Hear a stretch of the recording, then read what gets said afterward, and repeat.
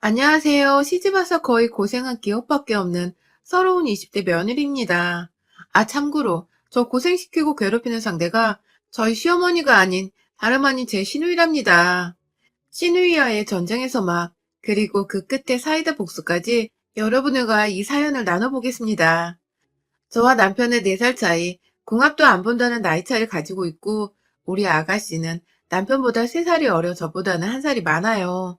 저희 부부가 신혼집을 구할 여력이 안 되어 고민을 하다가 일단은 40평대 평수이신 시부모님 댁에서 지내면서 차근히 살 집을 알아보는 곳으로 합의를 하고는 결혼식 올리자마자 들어와 산 지 4개월 정도가 되어갑니다.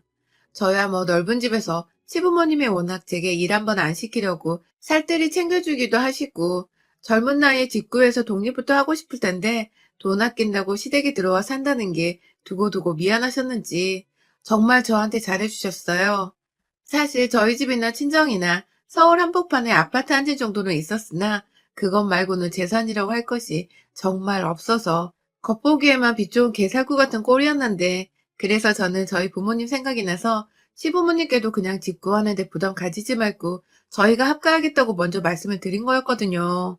한번 제게 빚을 졌다고 생각을 하시는 건지 유독 막내딸처럼 잘 챙겨주셨고 저희 부부가 둘 다 맞벌이라서 아침 시간이 꽤나 정신없이 흘러가는 편인데 늘 한켠에서 괜찮다는데도 아침밥을 차려주시면서 든든히 밥을 먹고 가게도 해주셨어요. 퇴근하고 오면 제가 뭐 하나 손댈 것 없이 어머니께서 하루 종일 집안 청소를 해놓으시느라 빨래부터 개놓은 것들까지 말끔히 정리가 되어 있었고 저녁까지 이미 차려놓고 계시는 중이어서 저는 손끝 하나 댈 것이 없었습니다. 그마저도 너무 죄송스러워서 남편이랑 번갈아 가며 저녁 먹은 후엔 설거지를 하고 또 주말이면 둘이서 합심하고 하루 종일 밥하며 정말 즐겁게도 신혼을 보내면서 시부모님과 살고 있었습니다. 사실 제가 친정 부모님께 용돈을 드리고 있는 만큼 남편도 시부모님께 용돈을 드리고 있는 걸로 알고 있어요. 돈을 주니 시부모님께서도 고마워하며 더 저희 부부를 챙겨주시는 것도 같았고요. 뭐 이래나 저래나 저한테 시집살이 한번 안 하고 딸처럼 귀하게 여겨주시니 저도 그저 감사드렸죠. 그런데 문제는 이렇게 너무나도 트러블 하나 없이 잘 지내는 내 식구에 시누이만 끼면 꼭 분위기가 180도로 변한다는 것이었습니다. 함께 사니까 아가씨랑도 매일같이 마주칠 수밖에 없었는데요. 굳이 한 집안에서 얼굴을 자꾸 붉히고 싶은 건지 우리 아가씨는 저를 볼 때마다 왜인지 으르렁거리지 못해서 안달난 늑대 새끼 같았습니다. 처음부터 사실 잘 맞았던 건 아니었어요. 제가 이 집안에 들어와 사는 데에도 가장 거슬리고 걱정이 되었던 게 사실 아가씨이기도 했었는데요. 시어머니께서 호칭 정리를 확실하게 해주셔서 아가씨랑 제가 서로 맞존대를 쓰도록 시키셨어요. 상견례 자리에서 부모님 따라 나온 아가씨도 처음 봤었는데 시부모님이 나이 때문에 위아래 꼬이는 건 두고두고 불편한 거라면서 확실하게 시키셨고 그래서 저나 저희 부모님도 모두 굉장히 만족을 했죠. 제 입장에서는 나이가 어린데 나이 많은 아가씨한테 말을 놓는 게 불편하기도 했었고 차라리 서로 맞존대를 하며 존중을 하면 훨 편하기도 했죠. 그런데 그 자리에서 아가씨는 저희 부모님이 계신데도 불구하고 내가 왜 맞존대를 해야 해? 나보다 어린애한테? 하며 시누이짓을 했고 그 바람에 시부모님이나 저희 남편이나 딸 교육 똑바로 못 시켰다며 얼굴을 붉히셨고 저희 부모님과 저는 저희대로 만만치 않은 시누이가 그 집에 있구나 싶어 속으로 얼마나 걱정했는지 몰라요. 저희 엄마는 시누이 하나만 보면 이 결혼 절대 시킬 수가 없다며 잘 지낼 자신이 정말 있냐고 누누이 결혼 날짜를 잡아놓고도 저한테 결혼을 정말 해야겠냐고 불안한 마음에 닥달을 하셨고 저는 그때마다 이 결혼 자신 있다고 했죠. 시누이가 시누이짓을 해봤자 저도 웬만큼 사회 나가서 쓴소리 못하고 사는 성격이 아니었던지라 참다 참다 거슬리면 확 밟아주던가 해야겠다며 마음 단단히 먹었었습니다. 결혼을 하고 시댁에 들어와 보니 아가씨는 상상했던 것보다 더했어요. 이 집안에서 완전히 폭탄에다가 맑게 못 알아듣는 아픈 손가락이더라고요. 성질머리가 고약한 것은 둘째치고 사람이 영악한 데다 때도 잘 쓰고 살짝 애 같기도 해서 친구를 뒀을 때 딱 친구들 사이에서 이간질하고 괴롭히고 약점 잡고서는 그런 애 같았습니다. 문제는 그 성격을 도무지 제어할 생각을 안 하고 저한테 막 퍼부었다는 겁니다. 한마디로 새가족인 저를 배려와 사랑으로 대하는 게 아니라 적대하고 괴롭혀야 할 대상으로 생각하는 건지 너무 막대했습니다. 저희 방에 들어와서 제 옷장에서 옷 꺼내가는 건 너무너무 당연한 일이었고요. 그렇게 가져갔으면 곱게 돌려줘야 할 텐데 돌려주기는 개뿔. 아예 안 돌려주고 자기 옷장에 넣어버리거나 어디서 육개장 국물 같은 걸 튀겨와서는 미안해요 하면 세탁비도 안 주고 그냥 옷장 안에 넣어버리더군요. 이런 것도 한두 번이어야지 매번 이러니 제가 회사에 입고 갈 옷이 점점 사라지는 기분이었고 저도 그간 여동생이랑 살면서 옷 입는 것에 정말 민감했었는데 홧김에 가족들 다 같이 밥 먹는 자리에서 아가씨를 향해 앞으로 내 옷 입지 말아요. 난 애초에 빌려준다 한 적도 없고 빌려가서 더럽힐 거면 앞으로 세탁비도 같이 받을게요. 라고 말을 했어요. 그러자 신우이는 민망했던지 누가 앞으로 입는데? 하며 반말을 찍 했고 반말하지 말라고 쓱 하며 쳐다보는 시어머니한테 눈치를 보더니 이내 방 안으로 밥 먹다 말고 들어가 버렸어요. 분명 방으로 들어가면서 재수 없어 진짜 라고도 말을 했고요. 그 말을 함께 들은 시부모님과 남편은 또다시 덩달아 미안하고 민망했던지 입을 꾹 다무시며 밥만 드셨고 저는 저대로 부모란 사람들이 가만히 있으니까 더는 뭐라 하지 않고 넘어갔습니다. 사실 신우이가 저를 막대하는 데 이유가 있었어요. 제가 우연히 남편이 야근하던 날 혼자 먼저 집에 와서는 씻고 방 안에 들어와 좀 쉬려고 하다가 바로 옆방에서 신우이가 시어머니랑 나누는 대화를 들었거든요. 그날도 밥 먹다가 신우이가 하도 옆에서 수저를 펑 놓는다든지 반찬을 의도적으로 제 앞에 있는 것들만 싹 다 비워버리는 등 저 싫다는 티를 하도 내서 제가 밥맛이 없어 그냥 그만 먹겠다고 자리에서 일어났는데 아무래도 시어머니께서 저한테 미안하다며 신우이를 혼내려고 그 방에 들어가셨던 것 같아요. 막 나무라는 소리도 들리고 그러지 말라고 엄마 창피해 죽겠다는 소리를 하면서 시어머니가 한동안 잔소리를 하고 계신데 신우이가 고의적으로 저 들으라는 건지 아주 큰 소리로 말하더라고요. 자기가 학교 다닐 때 가장 싫어했던 친구를 제가 닮았대요. 전 엄연히 학교도 다르고 이름도 나이도 다 다른데 그저 좀 닮았던지 제가 그냥 다 싫다는 겁니다. 어쩐지 상견례부터 틱틱대며 절 그렇게 노려보더니 말이죠. 아무튼 저는 혹여나 신우이가 학교를 다니면서 따돌림이라도 당했었나 싶어서 뒤늦게야 저 지랄 맞은 성격이 다 교우관계가 원만하지 못했던 것으로부터 오는 상처구나 하면서 앞으로라도 신우이를 잘 보듬어줘야겠다는 생각을 하고 있었는데 아 불싸 완전 반전인 얘기가 그 다음에 펼쳐졌습니다. 글쎄 시어머니가 그래 그래 네가 상처가 있었구나.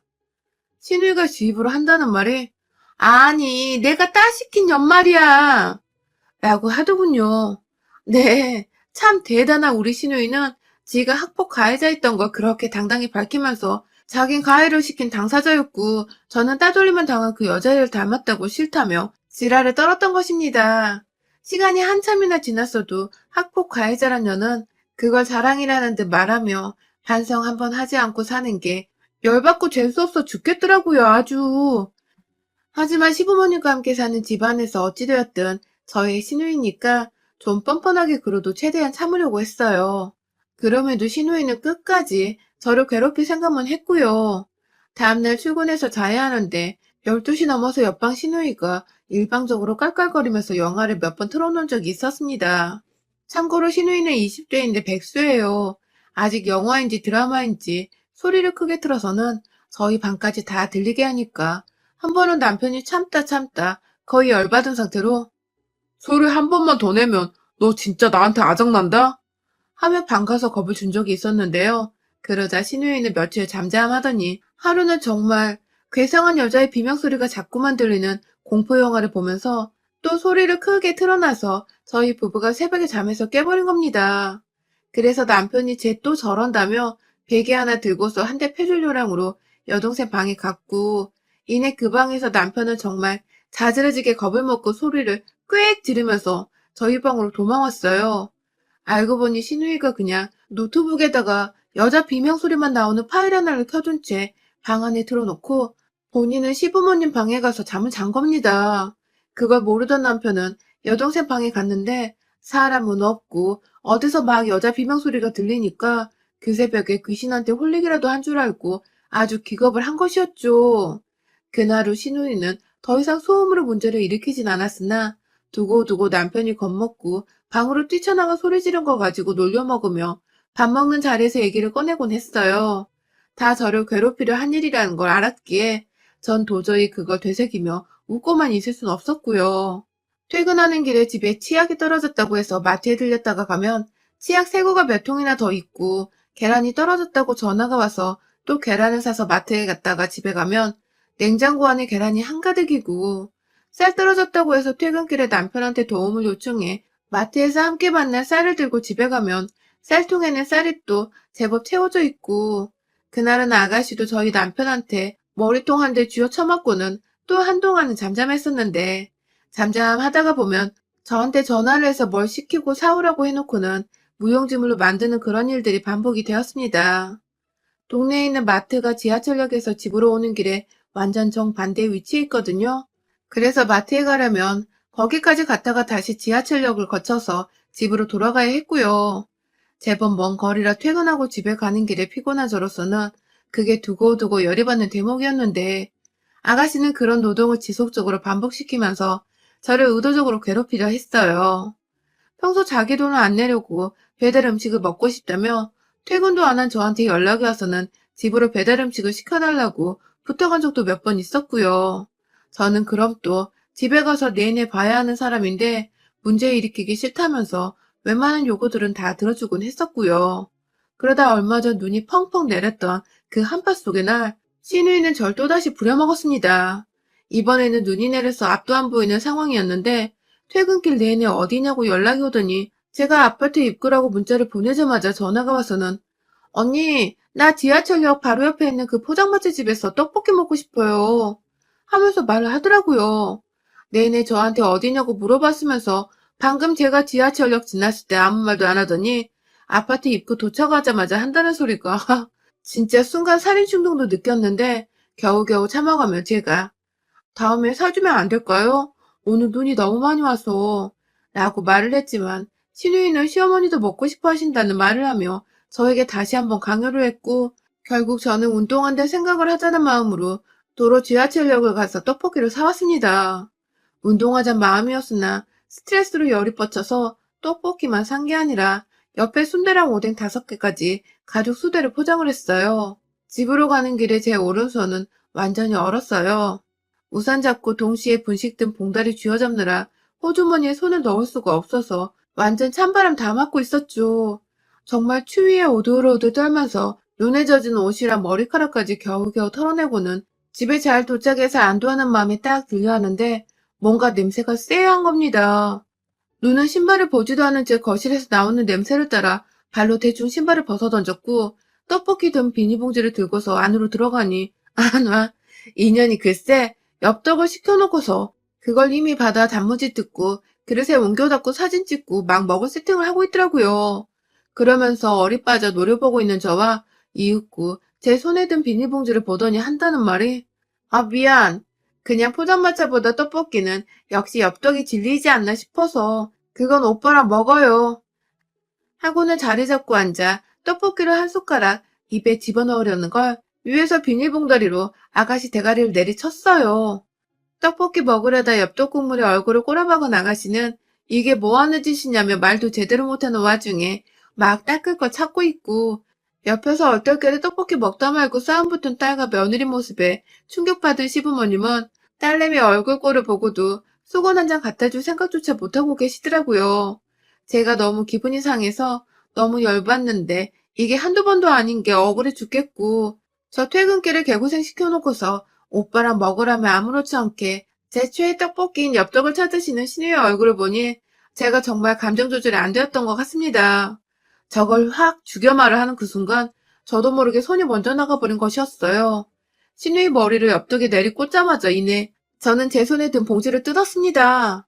포장마차에서 비닐봉지에 싸졌기 때문에 따로 그릇이 필요했고 그러시고 뭐고 네가 사오라고 했으면 네가 처먹던가 돈을 주던가 둘 중에 하나는 해야 할 거 아니야 이년아 하면서 떡볶이 담긴 비닐봉지를 손톱으로 쭉 뜯어서는 신우의 머리에다가 탈탈탈탈 털어버렸습니다.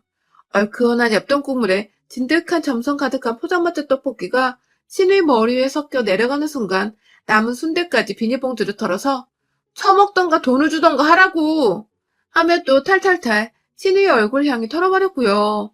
오뎅 국물까지 던지려다가 차마 제 손을 대기해도 국물이 좀 뜨겁길래 그건 그냥 분명히 말했습니다.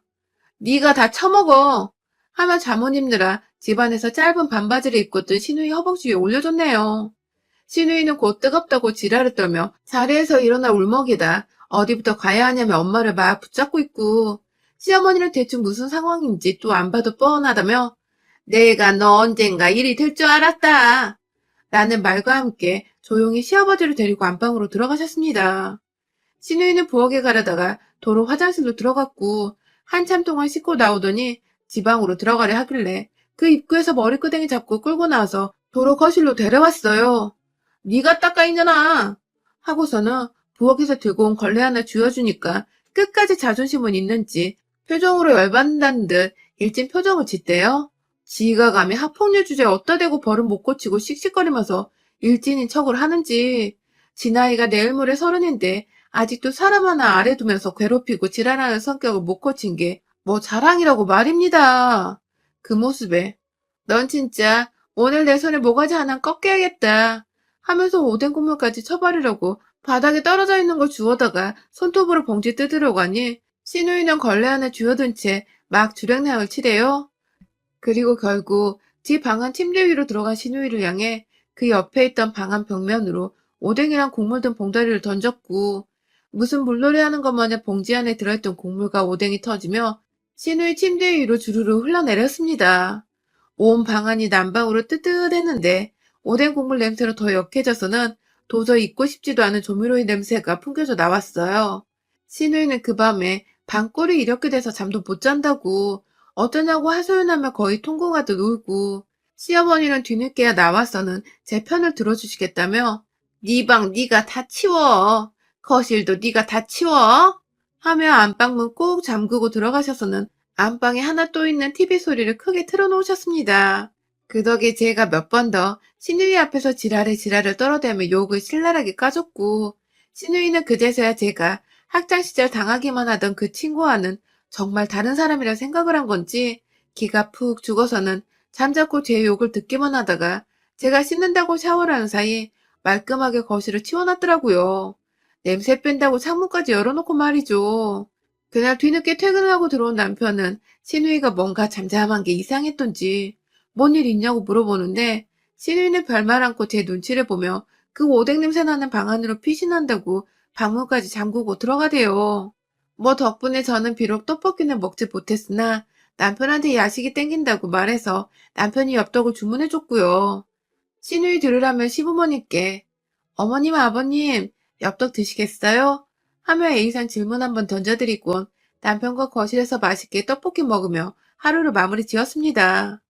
그날 후 신우이는 저보기 껄끄럽고 쪽팔린다며 저 출근하는 시간에 코빼기도 보이질 않았고 퇴근하고 나서도 저녁을 먼저 먹은 건지 다 같이 먹는 저녁 자리에도 모습을 보이지 않았어요.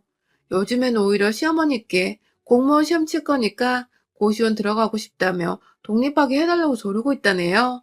물론 시어머니는 돈 없으니 네가 벌어 나가란 입장이고 그 바람에 신우이는 공무원 시험이고 뭐고 일단 알바부터 하겠다고 동네 편의점 알바구에 다닌답니다. 그 덕에 시어머님은 제가 딸내미 정신 차리게 해준 것 같다며 제가 본인 딸한테 그 지랄을 떨었는데도 고맙다는 말씀하며 절 더 예뻐해주고 계시고요. 뒤늦게 무슨 일이 있었는지를 알게 된 남편은 뒤늦게야 열이 받아서는 어쩌다 마주치는 아가씨하고 인사도 안 나눈 채 노려보기만 하다 지나치곤 하고요. 아마 우리 아가씨에겐 바깥보다 집안이 더 혹독하고 추운 한겨울일 것입니다. 그런 아가씨가 더 오래 눈치 보이고 간 떨려하며 절 어려워하고 살 수 있도록 최선을 다해 앞으로도 여러 번 길을 더 죽여주며 살까 해요. 반성 못하고 괴롭힐 줄만 아는 학폭녀의 죄후 제 손으로 직접 더 만신창이로 만들어볼까 합니다. 응원해주세요. 여러분의 생각은 댓글로 남겨주세요.